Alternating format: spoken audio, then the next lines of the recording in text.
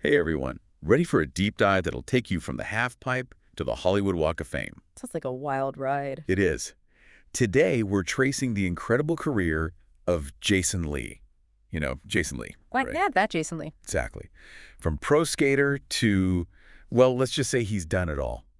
Brody in Mallrats, Syndrome and the Incredibles. Hmm. Talk about range, right? Seriously, it's mind-blowing how someone goes from landing kickflips to starring opposite A-listers. How does that even happen? That's the question, isn't it? Oh, That's what we're unpacking today, the yeah. twists and turns that took Jason Lee from Southern California skate parks to those bright lights in Hollywood. I'm all ears. So we're not talking about some kid who just messed around on a skateboard. This guy was a prodigy. Started young, like 6 years old. Wow. Yeah. But by 14, he was already hanging out and skating with future legends like Ed Templeton and Steve Barra. Serious talent even back then. Oh, yeah. And that's when he caught the eye of Steve Rocco. Ever heard of him? The name rings a bell. He was the man behind SMA Rocco Division, which later became World Industries. They were kind of the rebels of the skate world back in the late 80s. Ah, World Industries. Yeah. Those graphics were insane. Exactly. They brought this raw, street-focused style and irreverent humor to the scene. They really shook things up, So Jason was right in the middle of that skateboarding revolution. right in the thick of it. But then, he makes this move that surprised everyone. He leads World Industries to join Blind Skateboards. This was a new company started by the legendary Mark Gonzalez. Blind skateboards. I remember those decks. Yeah. And with Blind, things really take off for him. He goes pro and stars in their groundbreaking video days. Video days. Who hasn't seen that? Exactly. It captured the energy and spirit of skateboarding in the 90s like nothing else. And it wasn't just the skating that was so captivating. Jason's personality, his charisma, it just radiated through the screen. Yeah, there's something about him, like, you could tell he was meant for more than just skateboarding. Right. And then, boom, major plot twist. Mark Gonzalez leaves Blind. And suddenly, Jason, at just 21 years old, is left running the whole company. Whoa, that's a lot of pressure for someone so young. Talk about a trial by fire. But he realizes he's not ready for that kind of responsibility, so he decides to leave Blind. Bold move, right?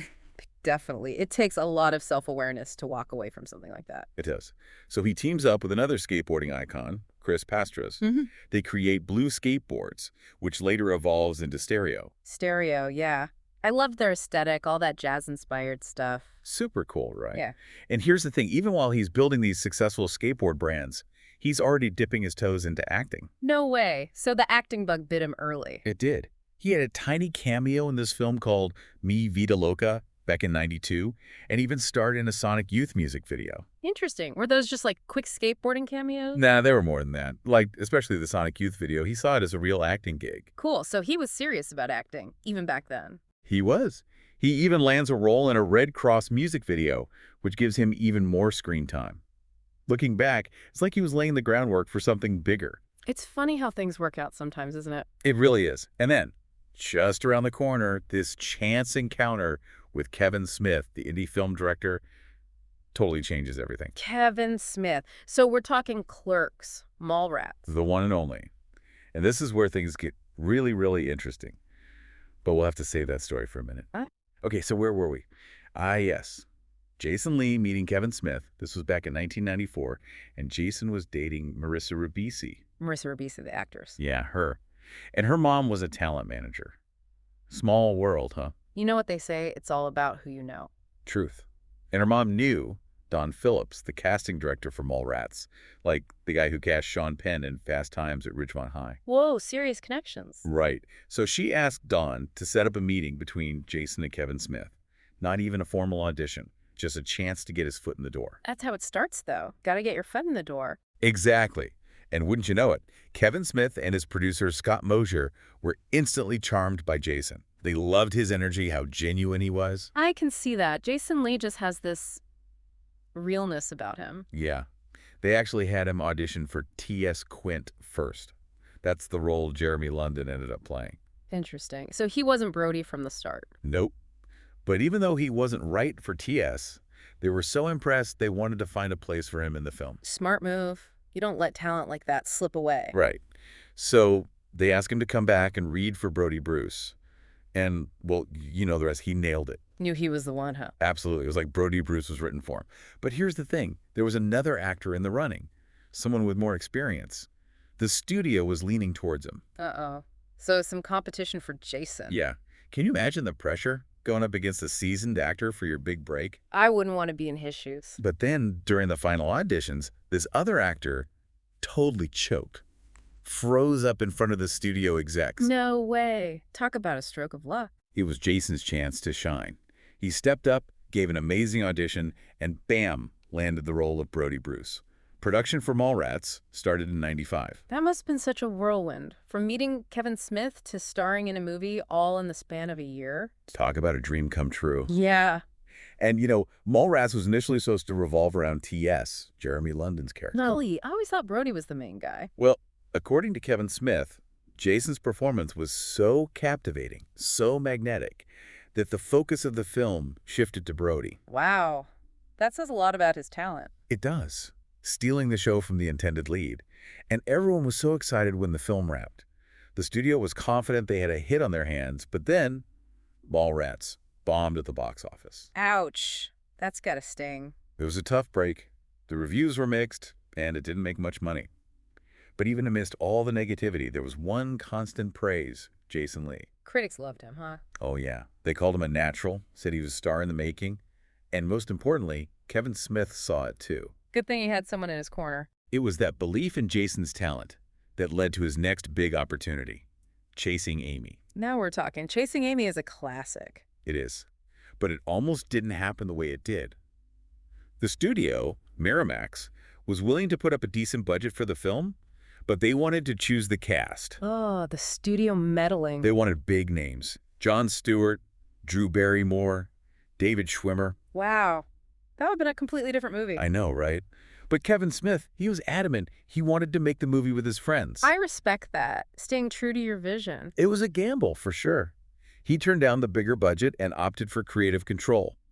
Cast Jason as Banky Edwards alongside Ben Affleck and Joey Lauren Adams. Gutsy move. But you know what? It paid off big time. Chasing Amy was a hit, right? Huge hit, both critically and commercially.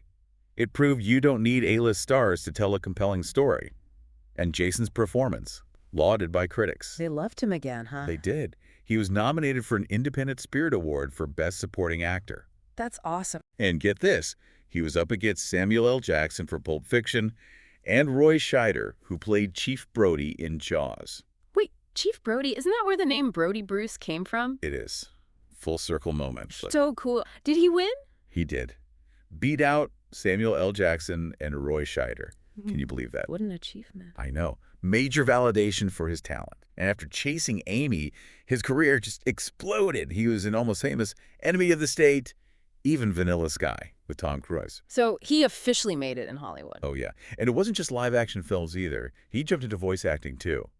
Voice syndrome in Pixar's The Incredibles. Syndrome, no way. He was so good in that. He was perfect for that role. And then there's My Name is Earl. Oh, My Name is Earl. Love that show. That was great. And, Jason actually resisted the role at first, turned it down twice. Why? It seemed perfect for him. He wasn't sure about doing television.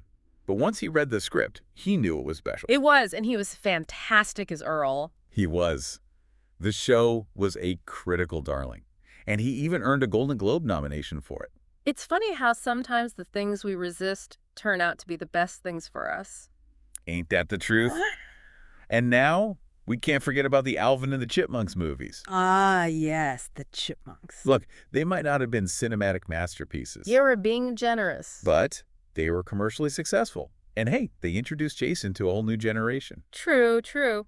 And sometimes you gotta do what you gotta do, right? Right. And through all of this, he never fully abandoned his skateboarding roots.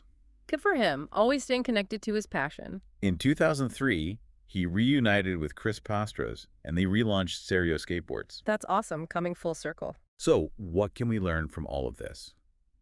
Jason Lee's journey is about embracing the unexpected, following your passions, and always staying true to yourself. Yeah, the relaunch of Stereo, it's a great story.